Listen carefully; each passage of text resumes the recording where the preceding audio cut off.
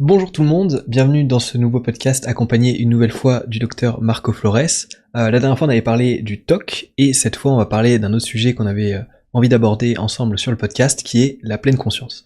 Alors ce que je te propose c'est déjà de nous introduire à qu'est-ce que c'est en fait la pleine conscience. Alors, la pleine conscience est telle comme on pratique dans le protocole MBSR et MBCT et aussi dans le protocole MBBP que j'avais mis en place depuis ça fait quelques années, vont se baser dans ce qu'on entend dans l'Orient de la pleine conscience, hein, être pleinement conscient. Alors, c'est un exercice. J'avais fait une définition qui mettait la pleine conscience est un exercice de l'esprit permettant d'observer la réalité de toute chose telle qu'elle est, c'est-à-dire en permanente, conditionnée à la fois et vacuité. En permanente, c'est une évidence, tout le monde est d'accord tout est impermanent, mais en fait, dans la réalité, on a tendance à vouloir que les choses soient permanentes, que le bonheur soit permanent, que la santé soit permanente. Justement, on est d'accord avec le concept, mais en fait, on agit tout l'opposé, hein. Et aussi, un autre élément, c'est l'aspect des conditions. Tout est conditionné, hein. Et c'est ça qu'on voit. Par conséquent, tout est conditionné, tout est vacuité, rien n'existe de lui-même. Et c'est ça qu'on va pratiquer dans la méditation en pleine conscience, c'est-à-dire prendre son attention et la poser sur un support qui peut être la respiration, le paysage mental. On appelle aussi la méditation sans objet, ce qui se présente aux portes de la conscience, hein. Et cet exercice de aller et venir, en portant son attention sur, par exemple, la respiration, qui va être la pleine conscience. OK? Donc, c'est un exercice. Avant tout, c'est un exercice. J'ai envie de citer ce que j'ai noté dans mon manuscrit que je souhaite faire une publication. C'est, en outre, nous pourrions aussi dire que la méditation, c'est l'art d'avoir l'attention soutenue, c'est-à-dire la concentration sur une source d'information choisie. Cette concentration devra être vigilante et continue, mais aussi flexible, ancrée dans le moment en permanent du présent et non soumise aux injonctions des concepts. Mais il y a aussi un autre aspect dans la méditation en pleine conscience, qui c'est pas que l'attention soutenue, c'est l'attitude. Devrait être posée avec curiosité, sans assujettissement aux sommations des jugements internes et externes, et ni aux ressassements mentaux, c'est-à-dire les ruminations mentales. Et pour finir, l'apprentissage d'une attention et d'une intention des qualités passe par l'engagement diligent à la pratique de la méditation. C'est-à-dire que on ne peut pas améliorer le fonctionnement de son esprit, quand je dis esprit, fonctionnement psychique, si on s'entraîne pas, hein. Donc voilà qu'est-ce qu'est la méditation. Ce qui est curieux quand on essaye de définir la méditation, c'est qu'en tant que quelqu'un n'a pas pratiqué, c'est pas évident de la saisir. Mais une fois qu'on a pratiqué ne serait-ce que 2 semaines, jour après jour, bah, c'est beaucoup plus facile à les décrire. C'est comme décrivez-moi ou décris-moi, si je te demande, qu'est-ce que c'est la natation? On peut la décrire, hein, mais rien vaut se mettre à l'eau et nager. Hmm. Ouais, la différence entre connaître le truc et l'expérimenter du coup. Exactement, ouais, tout à fait. Mais c'est une pratique qui s'inscrit dans les religions orientales. On a aussi la notion de méditation dans l'Occident, hein, dans les régions chrétiennes, judéo-musulmanes. Mais ici, méditer signifie plus méditer, penser à tes actes, comme une sorte de réflexion sur ce que j'ai fait et les conséquences que j'ai fait. Quand on parle de la méditation au sens bouddhique, puisque elle partage avec d'autres religions d'Orient, mais nous faisons allusion à la méditation pratiquée dans le bouddhisme, c'est porter son attention sur quelque chose et rester un temps donné dans cette flexibilité en gardant l'attention sur la respiration, par exemple. Si 1000 fois distrait, c'est pas grave, je reviens à l'exercice de porter l'attention sur la respiration, par exemple. Et ça, c'est méditer au sens bouddhique. Ok. Donc si je t'ai bien compris, la pleine conscience c'est une forme de méditation mais il y a plusieurs formes de méditation. Alors, c'est une question de nom. Ça dépend ce qu'on met derrière, hein. C'est vrai que nous avons gardé cette expression méditation. Quand on parle de méditation bouddhique, c'est celle que je viens de décrire. On porte l'attention sur quelque chose sur un support un certain temps, et puis on garde de manière flexible son attention sur ce support-là. Après, on a ce concept de méditation à l'occidental, la religion chrétienne, qui est réfléchir à ses actes et aux conséquences de ses actes. Donc, c'est une question de définition. Il faut juste qu'on se mette d'accord de quelle méditation parle-t-on. Ok. Moi, j'avais fait un petit peu de méditation. J'ai un pote qui m'avait prêté son compte Netflix et j'avais dessus, il m'avait conseillé de regarder le guide Headspace de la méditation. Je sais pas si ça te parle. Je connais pas. Il y en a beaucoup de Ok. choses, hein. Oui, il y a beaucoup Il de y a beaucoup de choses, trucs hein. dessus. Il y a beaucoup de choses et on se perd un peu. Ok. Et donc du coup, j'avais Et quelle a été pratiqué ton un petit peu ça. expérience là-dessus? Et en fait, je trouvais ça vachement intéressant, mais j'ai un pote qui m'a dit que pour lui, c'était pas vraiment de la méditation, parce qu'en fait, on me demandait de penser, par exemple, à une personne envers qui j'avais du ressentiment ou des choses comme ça, et me concentrer sur ce que je ressentais du coup. Alors, il y a une forme de méditation qui est la méditation sur la bienveillance et qui est beaucoup plus guidée, où on va penser, on va porter son attention sur à souhaiter du bien, de la bonne santé, du bien-être, et on va commencer par les gens qu'on connaît pas, passant par des gens qu'on a des difficultés, qu'on a certaines animosités, jusqu'à quelqu'un qu'on apprécie, on aime énormément. Et ce travail quotidien, curieusement entre guillemets, nous aide beaucoup à améliorer nos relations avec les autres, à mieux gérer les émotions et les pensées qui sont de l'ordre de l'animosité, de la colère, de ressenti, etc. Elle Ok. suit toujours la même logique, hein. On a un discours, on pose son attention et on reste flexible par rapport à la tendance qu'on aura de partir à gauche, à droite, à niveau de pensée. Ok, donc la clé en fait pour atteindre cet état de pleine conscience, du coup, c'est de rester patient et quand on diverge, essayer de revenir à l'attention sur soi, c'est ça? Alors c'est intéressant ce que tu dis. L'état de pleine conscience, qu'est-ce que cela veut dire? C'est une phrase qui peut laisser entendre un état particulier d'illumination. Du point de vue religieux, on va peut-être parler de cela à un moment donné dans une des réunions de nos vies, mais on est dans l'aspect religieux du bouddhisme.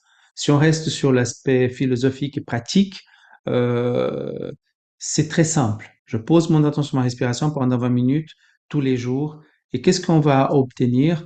Une amélioration de la gestion euh, de mon état mental, de mes angoisses, de mes joies, de mes tristesses. J'ai dit souvent que méditer, si on peut attendre quelque chose de la méditation, c'est de souffrir autrement, hein. La souffrance engendre souvent une paralysie, une difficulté d'avancer dans la vie. La méditation nous Hmm. apprend à souffrir autrement, c'est-à-dire tout en connaissant un moment de détresse, continuer à se mouvoir, continuer à vivre. OK? Donc, méditer pour ne pas souffrir, c'est un but dans le sens religieux à long terme. Et puis, c'est un autre débat. Mais dans l'immédiat, méditer signifie apprendre à souffrir autrement, ne pas être paralysé par la souffrance et apprendre à prendre la distance avec les injonctions des pensées et des émotions afin de prendre les bonnes décisions. Ok. Et donc du coup, comme tu m'as dit que c'était pas vraiment, enfin à part dans la vision religieuse, un état, je sais pas, supérieur si on veut, du coup tout le monde peut pratiquer la pleine conscience en fait. Au même titre que tout le monde peut pratiquer le fitness, hein, ou la course à pied. Et c'est en s'exerçant qu'on va acquérir certaines performances, hein, certaines améliorations dues à cet exercice. Dans le cas de la méditation, ce ne sera pas le muscle qui va développer, mais les connexions neuronales autour de la patience, de l'art d'attendre, de l'art d'observer, notamment tout ce qui est dans la fonction cognitive de l'attention, hein. On améliorera notre capacité de porter son attention sur quelque chose. Ok. Donc ça c'est vraiment les buts à long terme qu'on peut espérer atteindre et développer quoi en fait. Alors, disons qu'en faisant la différence entre but et attente. Ok. Le but, c'est de s'exercer tous les jours afin d'améliorer cette capacité attentionnelle et la patience face aux météos internes, hein, notre esprit. J'adore la métaphore de la météo puisque c'est cela notre esprit.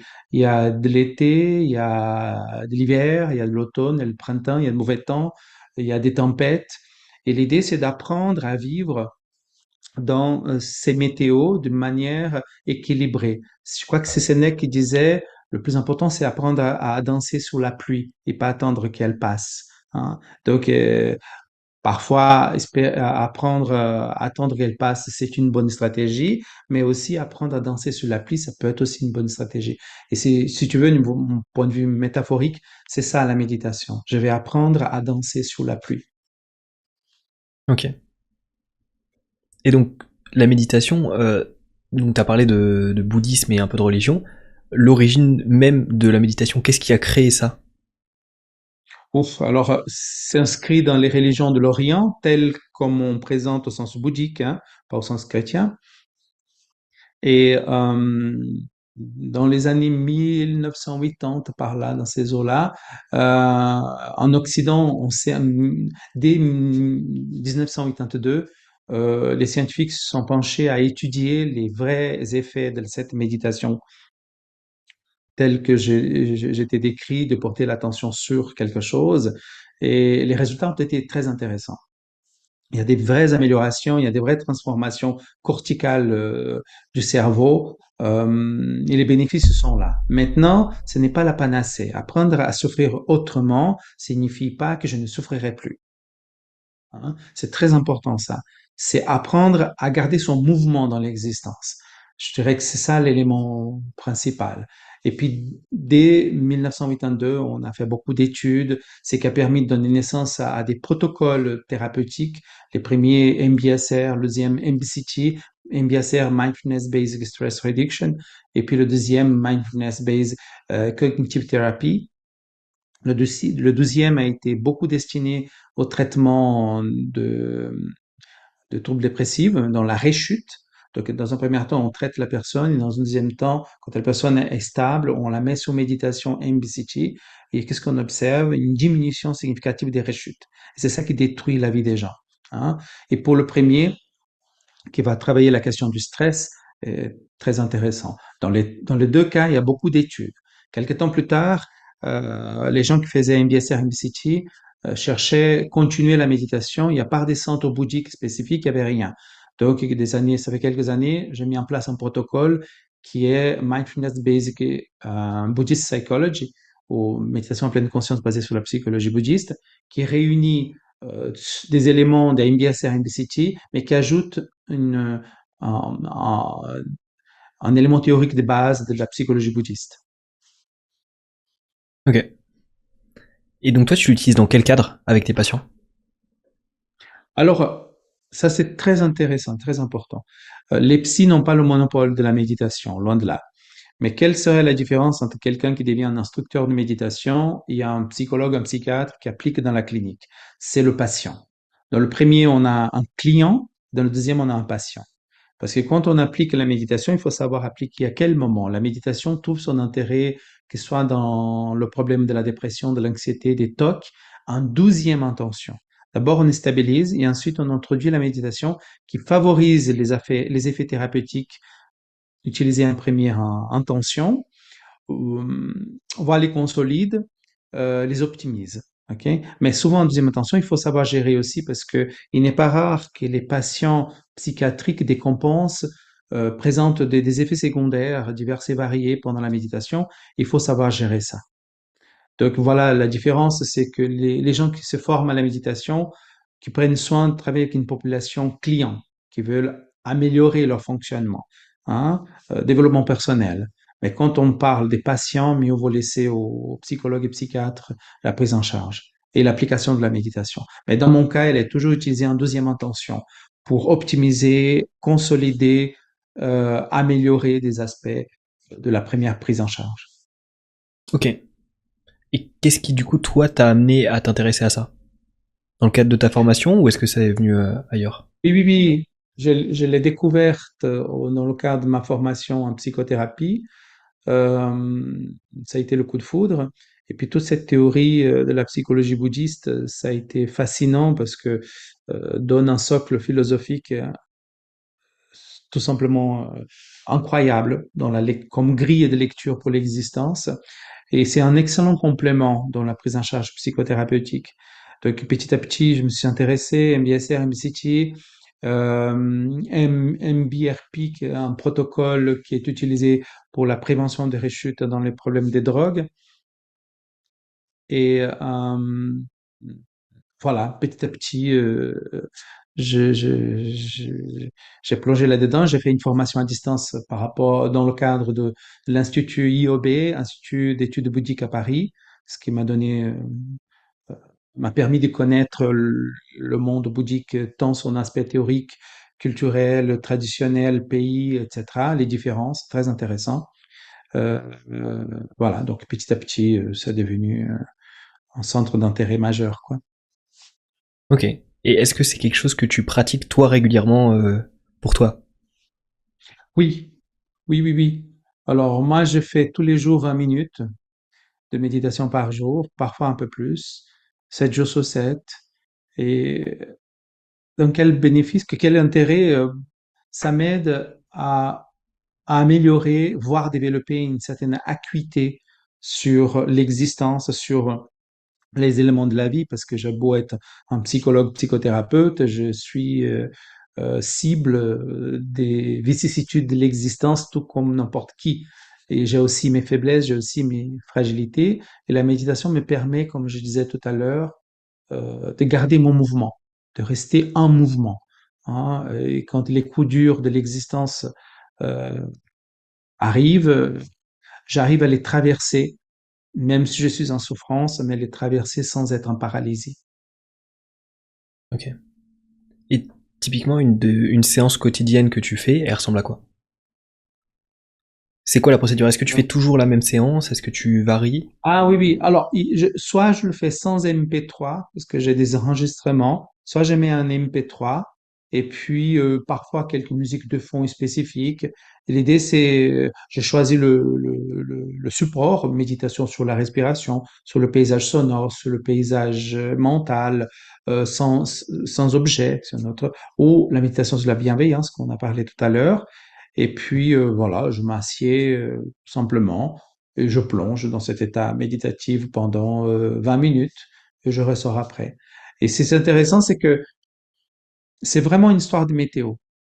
Je connais pas nécessairement mon état, ma météo interne. Quelquefois, je découvre qu'elle est orageuse. Quelquefois, je trouve que c'est du beau temps. Quelquefois, je trouve que c'est très hivernal.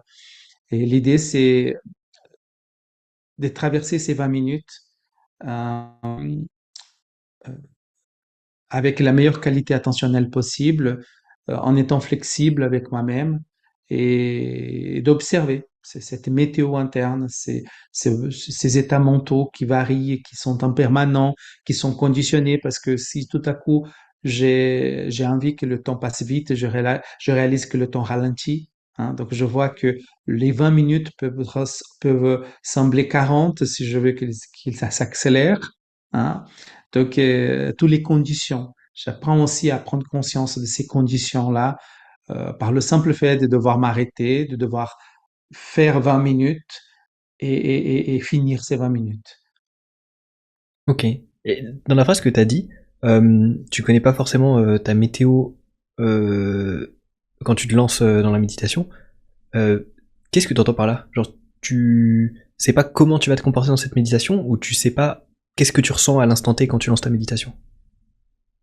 Ah, on a toujours, si je te disais, tiens, on va faire 10 minutes de méditation là, tu gardes les yeux ouverts ou fermés, peu importe, dos droit, et puis tu portes l'attention sur ta respiration.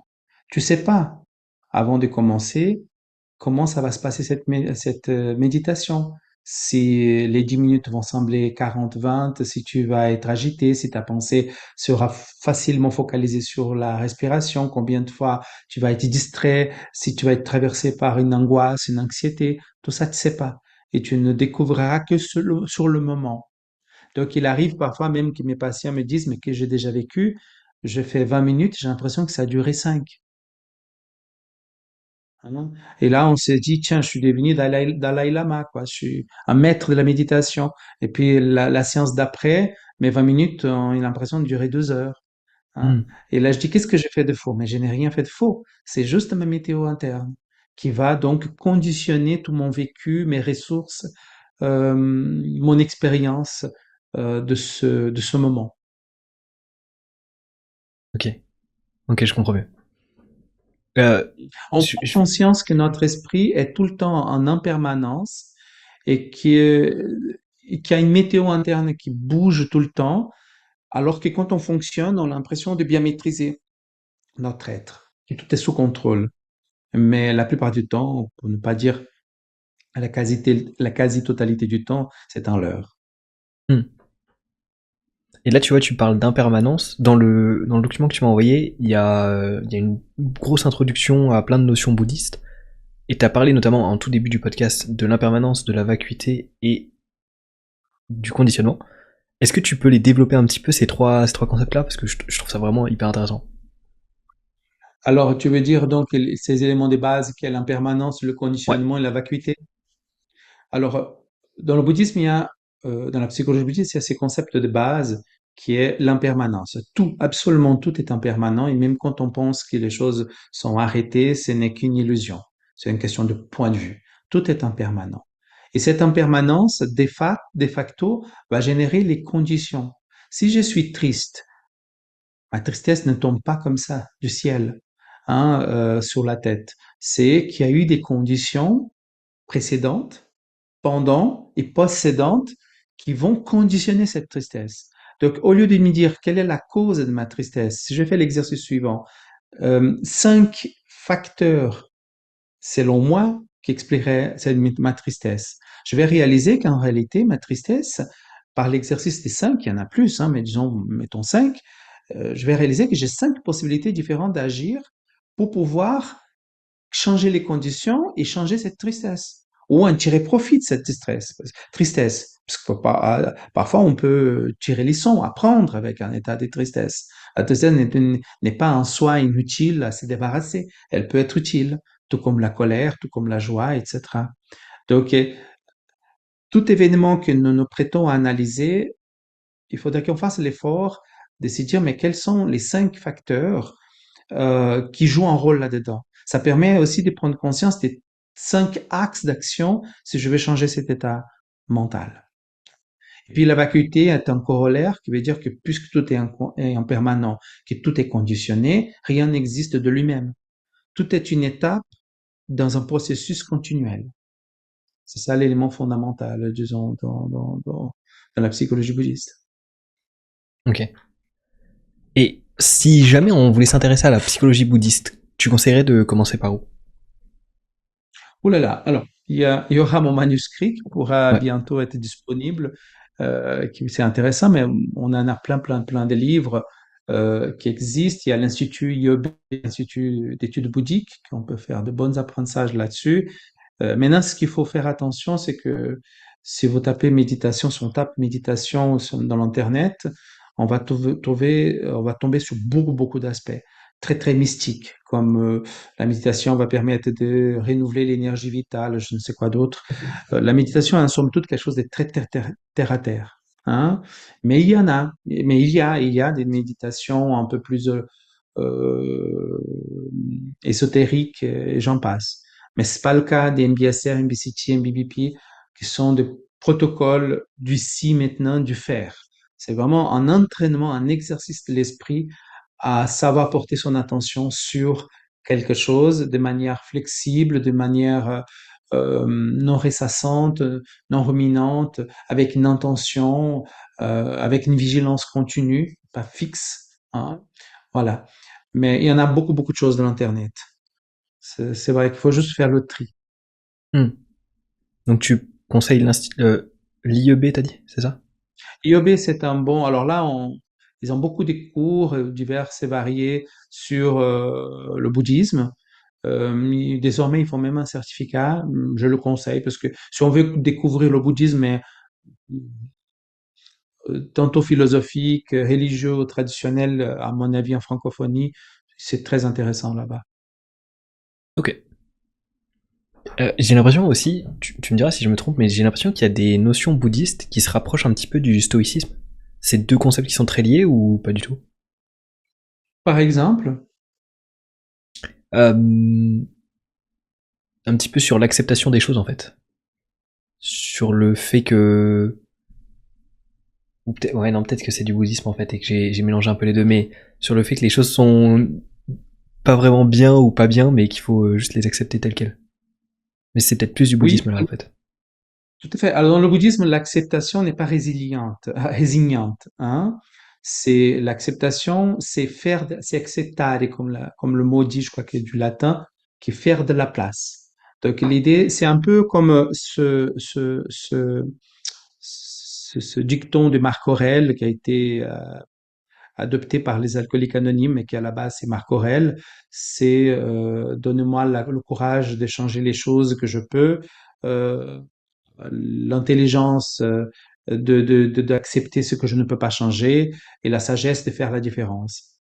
Je dirais que c'est ça l'esprit euh, du bouddhisme, de la psychologie bouddhiste, c'est ça. C'est de ne pas perdre du temps avec des choses qu'on ne peut pas changer, mettre toute son énergie là où on peut changer et garder à l'esprit l'art de faire la différence entre les deux parce que on devient efficient plus qu'efficace. Hmm, ok. Euh, Je voulais revenir sur un truc avec toi. Tu sais, on a parlé de la méditation sur la bienveillance. Et Oui. justement, c'est les dernières lignes que j'ai pu lire là juste avant qu'on commence ce podcast sur l'ouvrage que tu m'as envoyé. Et, euh, et je me suis rendu compte que je faisais face à un problème un petit peu parce que dans ces méditations-là, à un moment, enfin dans celles que j'ai l'habitude de faire, on me demande de me concentrer sur une personne envers qui j'aurais du ressentiment, pour laquelle j'éprouverais de la Oui. colère. Et je me suis rendu compte Mm. avec le temps que je n'arrivais plus à en trouver. Du coup, Mhm. je suis un peu bloqué dans ma méditation. Je sais pas si c'est une bonne ou une mauvaise chose du coup. Bah, alors, je pense que ça dépend tout simplement de ce qu'on va concevoir, hein, sur, euh, sur le fait d'imaginer quelqu'un envers qui on a de la colère.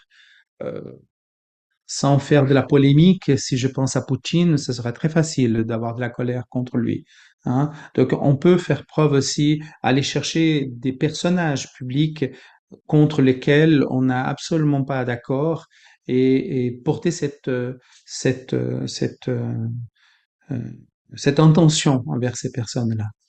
Je sais pas si j'ai répondu à ta question. Non, c'est une bonne piste. Faudra que j'essaye alors. Ok. Je prends note, Oui, merci. tout à fait. Mais c'est vrai que la méditation en bienveillance, dans un premier temps, elle peut être assez décourageante parce que c'est s'entraîner à porter l'attention sur quelqu'un qu'on ne connaît pas, qu'on connaît moyennement, qu'on aime, qu'on déteste, etc.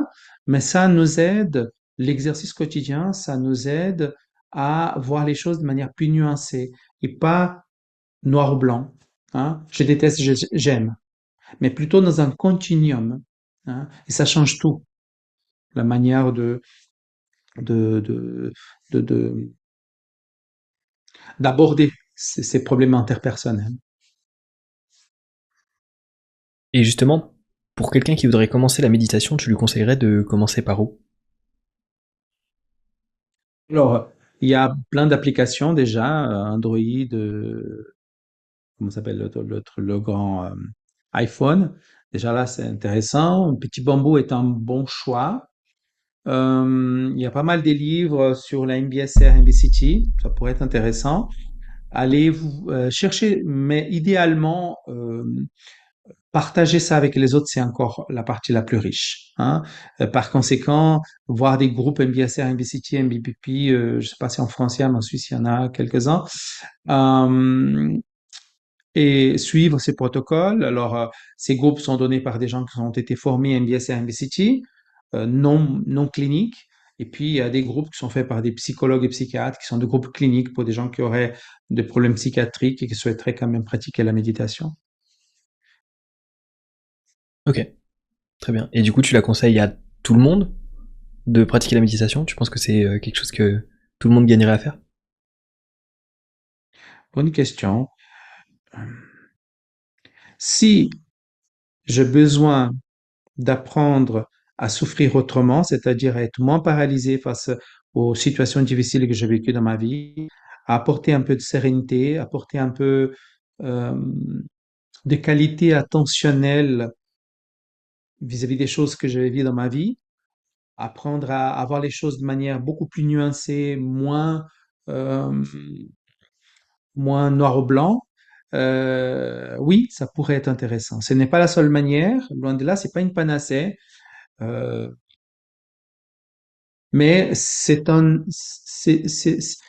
quelque chose qu'on met dans notre vie qui nous aide à devenir efficient, plus qu'efficace. Je sais pas si tu vois la différence entre efficace et efficient. Je pense l'avoir, mais je saurais pas la définir. Alors, efficacité, c'est peu importe l'effort que je mets, les ressources que je vais utiliser, j'obtiens mon but. Donc, j'étais efficace. Efficient, c'est tout le contraire. C'est apprendre à atteindre le même but avec le minimum des ressources utilisées. Ok. Hein? Donc, l'idée, c'est ça. C'est si je veux améliorer mon efficience dans l'existence, la méditation est un instrument qui va favoriser ça largement. Idéalement, pratiquer en groupe, hein, parce que beaucoup de gens font seuls. Je pense que dans la tradition bouddhiste, euh, il y a trois piliers. On dit le Bouddha, ce qui guide, ce qui donne la direction, le Dharma qui est l'enseignement et la Sangha, le Sangha qui est la communauté. Donc c'est très important le partage avec les autres, hein, et compris la pratique de la méditation. Ok. Et donc il y a des groupes de méditation qu'on peut rejoindre. Est-ce qu'il y a des clubs de méditation? Alors, je pense que oui, si on fait, alors, comment dire? Je pense qu'idéalement, c'est chercher les groupes des MBSR, MBCT, MBBP, par exemple, parce que le protocole, lui, reste assez toileté et on évitera hum, des dérives sectaires ou des dérives mystiques, hein.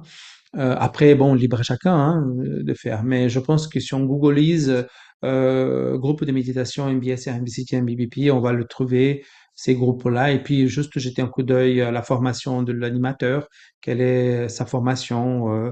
Euh, euh, garder la lucidité hein, là-dessus. Voilà, il y a plein de groupes. Je saurais pas te dire comme ça. Je pourrais faire une petite recherche pour qu'on mette ensuite dans le podcast, Mhm. dans la vidéo. Mais à pied levé comme ça, je sais pas. Parce que comme je suis de Suisse, je connais en Suisse, mais pas en France. Et du coup, peut-être revenir sur ce que tu disais sur le côté ésotérique. Euh, Quelle indication tu donnerais à quelqu'un pour justement faire preuve un petit peu d'esprit critique? Parce que typiquement la méditation, je pense que c'est vraiment quelque chose qui est très très rattaché à beaucoup de pseudo-pratiques. Et je sais que toi, c'est quelque chose dont on a pu parler par rapport à ta formation en tant que psychologue, justement, où tu sais rester critique. Oui, oui, oui. Alors, c'est vrai que mon grand défaut, c'est d'être génétiquement modifié scientifique. Alors, euh, je pense que tout ce qui va vous promettre le salut, la guérison, l'amélioration parfaite, il faut se méfier. La méditation n'est pas là pour euh, procurer un salut sur terre, hein, que je sois mieux que l'autre. Je dirais même que la grande pratique de la méditation en pleine conscience, c'est davantage que je prenne conscience de ma finitude, de ma condition humaine, des moments importants dans la vie à vivre de manière cohérente, hein, et pleinement mais cohérente, sans excès, que devenir meilleur qu'eux. Hein. Donc tout ce qui nous, toute théorie qui nous propose après quoi je serai mieux que les autres, il faut se méfier. Hein, toute évidence. Le travail MBSR, MBCT, MBBP, c'est vraiment au contraire. C'est pour prendre conscience de notre finitude, de notre humanité, de notre fragilité et savoir apprécier l'essentiel Ok, et être dans le lien avec l'autre. très bien. J'ai globalement fait le tour des questions que je m'étais notées. S'il y a des points que tu veux approfondir, n'hésite pas.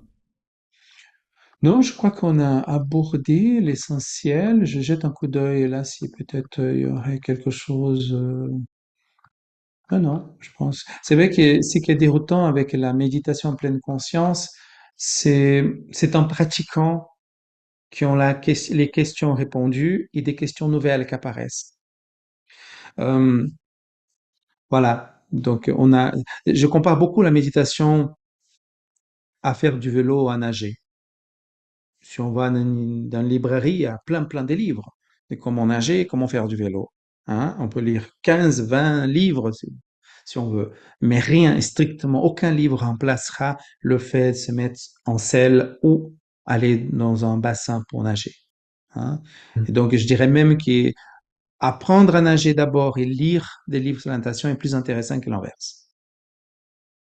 Bah, c'est comme, il me semble, cette expérience de pensée où on se demande est-ce qu'une personne qui a toujours vécu dans une salle en noir et blanc, si elle lit tout, si elle lit toutes les ressources sur les couleurs, est-ce que on peut être sûr que quand elle va la voir, elle va la reconnaître et elle va savoir qu'est-ce que c'est? Oui, c'est ça, c'est ça. Alors, je ne veux pas faire un discours contre la lecture, loin de là. C'est juste que tout ne passe pas que par la lecture. Et je pense que la lecture est une activité humaine fantastique quand elle est mise ensemble avec le reste, l'expérientiel, le partage, voilà. Hein. Donc, ce n'est pas vivre que dans la lecture, mais faire que la lecture vive avec le reste. Et c'est ça qui, pour moi, rend la lecture extraordinaire. Et dernier mot peut-être que sur lequel je vais revenir.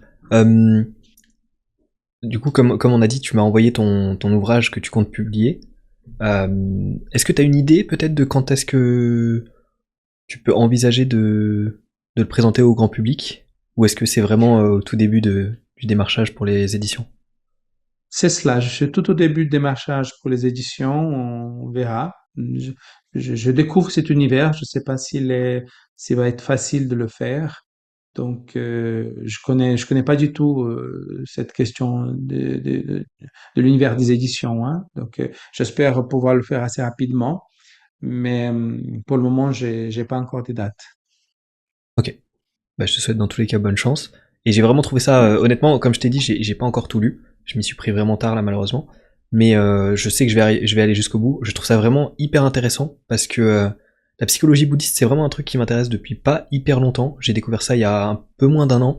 Mais je trouve ça vraiment fascinant parce qu'en fait ça met beaucoup de mots sur des réflexions que j'ai pu avoir et sur des leçons que j'ai tirées à travers mon expérience. Et en fait je comprends qu'il y a des gens qui ont pu écrire là-dessus et du coup, ça me permet d'approfondir vraiment. Et en fait, au final, comme tu dis, je suis passé dans le sens inverse où en fait, j'ai commencé par mon expérience et au final, je lis dessus et ça me permet d'approfondir mon expérience et je trouve ça vraiment hyper intéressant. Ce que je trouve fascinant dans le bouddhisme en tant que philosophie, c'est que c'est une grille de lecture juste assez perturbante parce que les concepts fondamentaux collent très bien avec les concepts scientifiques d'une manière incroyable. Et ça donne une grille de lecture. Hein. Intégrer de plus en plus que tout est en permanent, c'est assez flippant et en même temps libérateur. Intégrer que tout est conditionné, strictement tout, ça a l'air évident. Mais quand on fait l'exercice, type je me sens triste, alors donne-moi cinq raisons de ta tristesse. Un. Ah. On prend conscience qu'il n'y a pas un élément, combien même il y a des éléments saillants, mais il n'y a pas un seul élément.